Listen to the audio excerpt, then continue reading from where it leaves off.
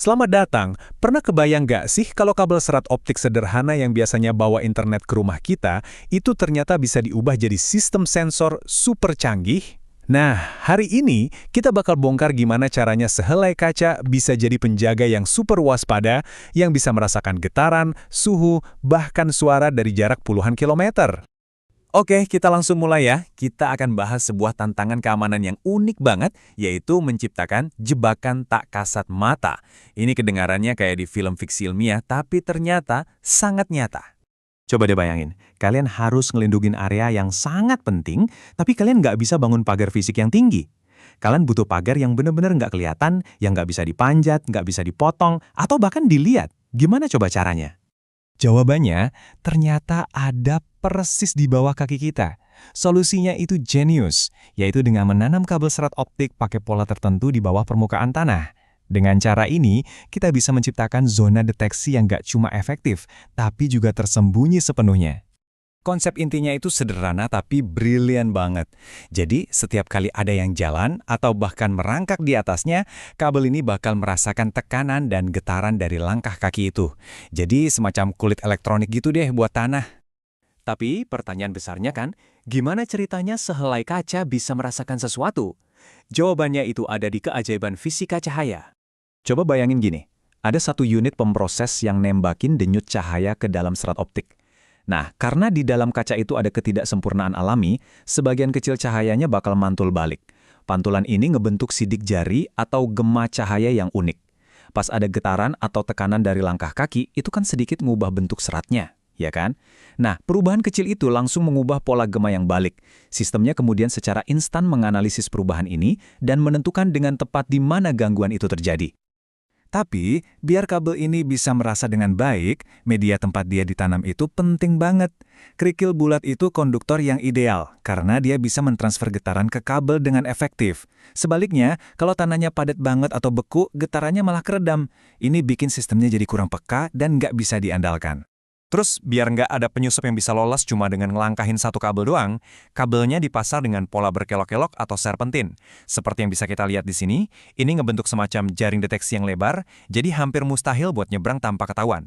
Nah, kemampuan merasakan getaran ini tuh baru puncak gunung esnya aja loh. Teknologi yang sama bisa diadaptasi buat merasakan lebih banyak hal. Yuk kita lihat gimana sehelai kabel ini bisa jadi semacam keluarga sensor yang serbaguna. Disinilah semuanya jadi makin seru. Gimana kalau kabel serat optik yang sama ini nggak cuma ngerasain getaran, tapi juga bisa berfungsi sebagai termometer super panjang, mikrofon super sensitif, dan pengukur regangan yang presisi banget. Dan jawabannya tentu aja bisa. Ada seluruh keluarga teknologi penginderaan serat optik. Pertama ada DTS, ini buat ngukur suhu, cocok banget buat deteksi dini kebakaran di terowongan. Terus ada DAS, yang bisa dengerin gelombang akustik, berguna banget buat nemuin pipa bocor. Lanjut, DVS, fokus ke frekuensi getaran buat mantau kondisi rel kereta. Dan terakhir, DSS ngukur regangan buat ngecek kesehatan struktur jembatan. Keren kan? Semua ini dari satu helai serat kaca yang sama. Oke, kita bahas lebih dekat ya. DTS atau penginderaan suhu terdistribusi itu pada dasarnya mengubah kabel serat optik jadi termometer raksasa. Bayangin aja bisa dapat data suhu yang presisi di setiap meter dari kabel yang panjangnya puluhan kilometer. Selanjutnya, ada DAS atau penginderaan akustik. Anggap aja ini mikrofon dengan jangkauan super. Sensitivitasnya luar biasa. Mampu mendeteksi suara lemah dari aktivitas penggalian ilegal atau bahkan desisan kecil dari kebocoran pipa dari jarak yang sangat jauh. Dan ini semua bukan sekedar teori loh. Mari kita lihat gimana kekuatan super dari serat optik ini udah diterapin di dunia nyata saat ini. Teknologi ini bukan fiksi ilmiah. Ini udah jadi alat penting di berbagai sektor. Industri minyak dan gas pakainya buat jaga keamanan pipa, perusahaan listrik buat mantau kabel bawah tanah, dan sektor transportasi buat ngawasin rel dan terowongan. Aplikasinya luas banget dari pertambangan sampai keamanan infrastruktur penting. Dan inilah yang bikin teknologi ini begitu kuat. Cuma satu unit pemproses bisa memantau kabel serat optik sepanjang hingga 80 km. Bayangin deh efisiensinya. Satu perangkat bisa ngawasin aset yang membentang dari satu kota ke kota lain. Jadi, apa keuntungan utamanya? Pertama, ini pemantauan berkelanjutan di setiap titik. Kedua, ini aman secara intrinsik. Maksudnya, karena cuma ada cahaya di dalam kabel, nggak ada listrik, jadi aman banget dipakai di lingkungan yang gampang meledak kayak kilang minyak. Dan terakhir, karena nggak ada bagian yang bergerak, perawatannya minim banget, dan kabelnya bisa bertahan lebih dari 20 tahun.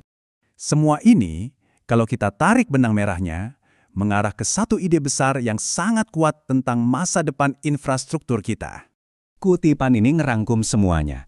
Kita tuh udah nggak lagi cuma masang kabel buat komunikasi, kita mengubah infrastruktur pasif ini jadi jaringan sensor aktif yang cerdas, yang memantau dirinya sendiri dan lingkungannya secara terus-menerus tanpa ada satupun titik buta.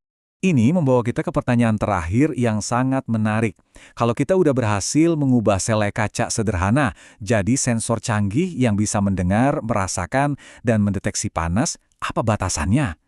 Apa hal luar biasa berikutnya yang akan kita ajarkan pada serat optik? Wah, masa depannya benar-benar cerah dan penuh kemungkinan.